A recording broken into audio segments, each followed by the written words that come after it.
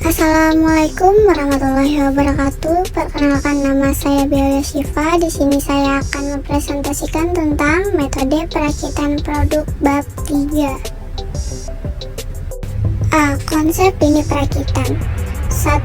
Pengertian lini perakitan merupakan suatu sistem yang terdiri dari pekerjaan dan mesin untuk menghasilkan suatu produk. Lini perakitan bergantung pada biaya, level produksi, fleksibilitas, serta kerumitan dari produk itu sendiri. Berikutnya, permasalahan penting dalam penyimbangan lini sebagai berikut. Yang pertama, penyimbangan lini antar stasiun kerja. Dan yang kedua, menjaga kelangsungan produksi di dalam lini perakitan. Selanjutnya, karakteristik dari permasalahan assembly line balancing. Yang pertama, ada sejumlah proses dalam lini perakitan dengan waktu proses masing-masing. Yang kedua, ada kendala keterdahuluan. Ketiga, bila ada kendala tambahan seperti jumlah maksimum stasiun kerja atau kecepatan minimum lini perakitan. Dan yang terakhir, tujuan adalah pengelompokan proses-proses perakitan menjadi stasiun-stasiun kerja. Salah satu keunggulan tata letak adalah ongkos penanganan material lebih rendah. 2. Konsep lini dalam tata letak berorientasi produk.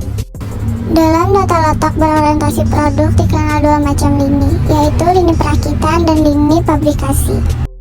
Yang pertama, lini pabrikasi merupakan lini produksi yang membuat komponen dan biasanya menggunakan mesin-mesin untuk membuat komponen tersebut. Dan yang kedua, lini perakitan merupakan lini produksi di mana komponen akan dipabrikasi melalui sekumpulan stasiun kerja yang biasanya terdiri dari tenaga kerja dan mesin. Berikutnya, tata letak lini. Lini pabrikasi biasanya menggunakan mesin dan sulit untuk membuat keseimbangan karena diperlukan perubahan mekanis dan rekayasa. Sedangkan lini perakitan biasanya menggunakan tenaga kerja dalam prosesnya, sehingga mudah untuk menciptakan keseimbangan dengan memindahkan orang dari satu stasiun ke stasiun kerja yang lain. Yang ketiga, ada metode perakitan. Proses perakitan dapat dilakukan dengan cara otomatis, misalnya proses pengikatan, pengelingan, pengelasan, penyekrupan, dan lain-lain. Dalam urutan rangkaian proses produksi, hal itu dilakukan untuk mendapatkan hasil pada setiap produk dengan bentuk yang standar. Beberapa metode perakitan diantaranya: yang pertama, metode perakitan yang dapat ditukar-tukar. Yang kedua, perakitan dengan pemilihan. Dan yang terakhir, perakitan secara individual. 4. Jenis perakitan. Yang pertama, ada perakitan manual, dan yang kedua ada perakitan otomatis. Perakitan manual yaitu perakitan yang sebagian besar proses dikerjakan secara konvensional atau menggunakan tenaga manusia dengan peralatan yang sederhana tanpa alat bantu yang spesifik atau khusus. Sedangkan perakitan otomatis yaitu perakitan yang dikerjakan dengan sistem otomatis seperti otomasi, elektronik, mekanik, gabungan mekanik dan elektronik, dan membutuhkan alat bantu yang lebih khusus. Jenis perakitan dibedakan menurut jenis produk yang akan dilakukan perakitan, yaitu: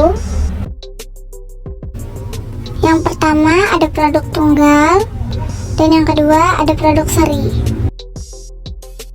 B. Proses perakitan jaringan RT atau RWNet.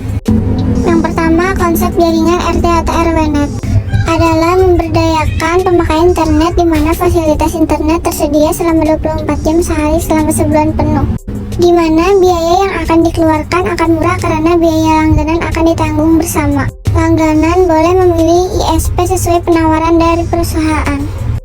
Kedua, membangun RT atau RWNet sederhana menggunakan mikrotik. RT atau RWNet mempunyai tujuan memberikan layanan akses internet kepada masyarakat. Pada mikrotik kita dapat menggunakan konfigurasi. Ada beberapa cara untuk mengaktifkannya, yaitu: A. Hard reset.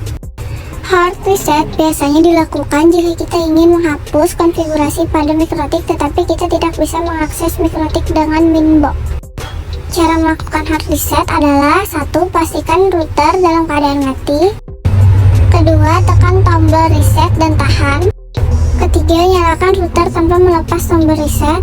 Dan yang terakhir, tahan selama kurang lebih 5 detik. B. Soft reset. Soft reset dilakukan jika kita bisa mengakses router menggunakan Winbox atau aplikasi remote lain. Cara melakukan soft reset: yang pertama, masuk ke menu Winbox, kemudian buka terminal. Yang kedua, ketik perintah atau sistem reset configuration, kemudian tekan enter. Ketiga, mikrotik akan reboot. Setelah melakukan reset, maka kita bisa memasang kabel internet pada H1. Selanjutnya kita akan menggunakan saluran nirkabel untuk melakukan broadcast internet. Maka kita perlu konfigurasi WLAN pada mikrotik. Cara melakukan konfigurasi WLAN adalah: yang pertama, masuk ke menu Winbox. Kedua, ketik menu wireless, kemudian klik 2 kali pada WLAN 1. C. Setelah muncul Windows interface, klik security profile untuk memberikan password pada wireless kita sehingga tidak dapat diakses oleh sembarang orang. Kemudian klik tanda tambah dan isi kolom-kolom berikut. Yang pertama, nama. Diisi nama security. Yang kedua, WPA password key. Diisi password yang akan kita pasang pada wifi. D. Klik tab wireless. Kemudian klik tab interfaces. Klik 2 kali WLAN 1 dan isikan konfigurasi pada kolom-kolom berikut.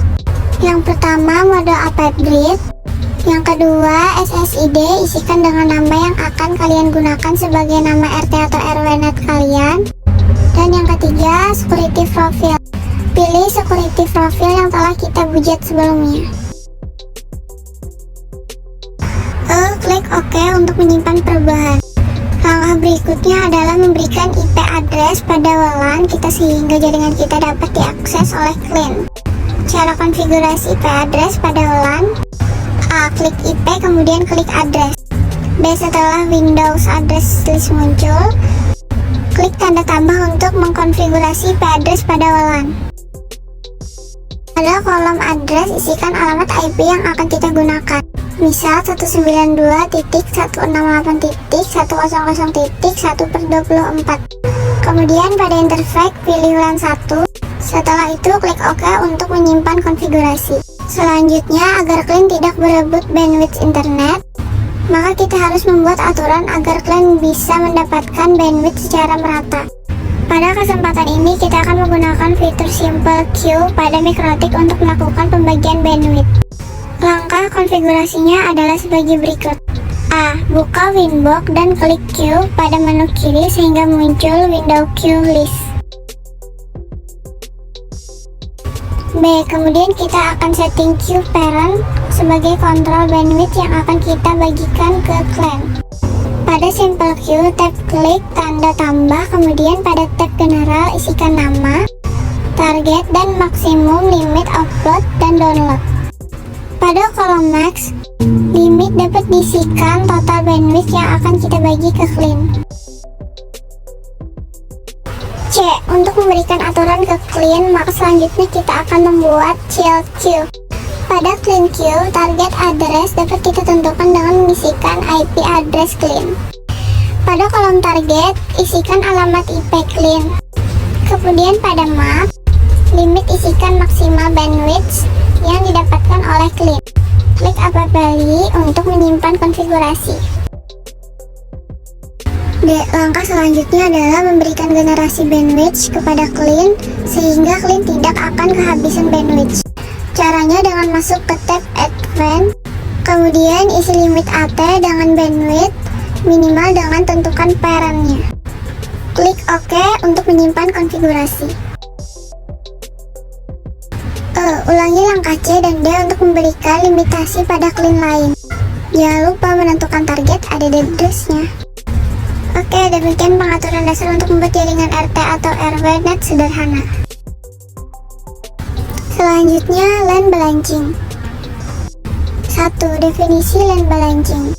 LAN balancing didefinisikan sebagai suatu analisis yang mencoba melakukan suatu perhitungan keseimbangan hasil produksi dengan membagi beban antar proses secara seimbang. 2.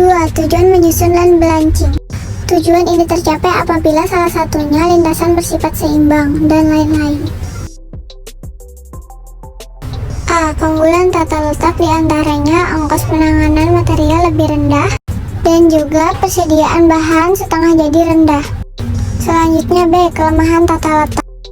Yang pertama ada ketidakfleksibelan, kedua pekerjaan yang membosankan bagi pekerja, dan investasi mahal pada mesin-mesin khusus. Ketiga, manfaat line balancing. A. Meningkatkan efisiensi proses. B. Menghindari waktu pada proses secara keseluruhan. C. Mengurangi waktu proses secara keseluruhan. D. Meningkatkan rasio pencapaian target produksi. E. Meningkatkan profit. Dan yang terakhir F. Mengurangi pemborosan dan biaya-biaya yang tidak diperlukan. 4. Penggunaan line balancing. Berikut adalah langkah-langkah untuk menyeimbangkan lini produksi atau line balancing ini. A. Mengetahui takt time setiap stasiun kerja. B. Membuat rincian proses. C. Memahami waktu yang dibutuhkan pada setiap kegiatan proses. Dan yang terakhir, evaluasi dan pemantauan hasil. 5. Masalah yang dihadapi dalam lintasan kritis. Adapun tanda-tanda ketidakseimbangan pada suatu lintasan produksi adalah sebagai berikut. A. Penumpukan material. B. Penggerakan operator. C. Pemecahan elemen kerja. D. Perbaikan operasi. E. Perbaikan performasi operator. Berikut ini merupakan langkah-langkah pemecahan masalah pada line balancing yang dijelaskan secara berurutan. A. Mengidentifikasi tugas-tugas individual atau aktivitas yang akan dilakukan. B. Mengidentifikasi waktu yang dibutuhkan untuk melaksanakan setiap tugas. C. Menetapkan precedence constraints jika ada yang berkaitan dengan setiap tugas itu. Perhatikan gambar precedence diagram di atas. A. Menentukan output dari assembly line yang dibutuhkan. B. Menentukan waktu total yang tersedia untuk memproduksi output itu. C. Menghitung waktu yang dibutuhkan. D. Memberikan tugas-tugas kepada pekerja dan mesin. E. Menetapkan minuman banyaknya stasiun kerja, dan lain-lain. Metode pemecahan dalam line balancing ada 3. A. Metode heuristik. B. Metode analisis atau matematis. C. Metode simulasi. 8. Precedence diagram merupakan gambaran secara grafis dari urutan operasi kerja. Adapun tanda yang dipakai dalam precedence diagram adalah simbol lingkaran dengan huruf atau nomor, panah panah, angka di atas simbol lingkaran. 9. Istilah-istilah dalam line balancing. A. Waktu menganggur. B. Keseimbangan waktu senggang. C. Efisiensi stasiun kerja. D. Efisiensi lintasan produksi. E. Smooth disk index. Dan yang terakhir ada workstation. Oke guys, terima kasih sudah menonton video aku. Jangan lupa like and subscribe channel YouTube aku. Assalamualaikum warahmatullahi wabarakatuh. Sampai jumpa.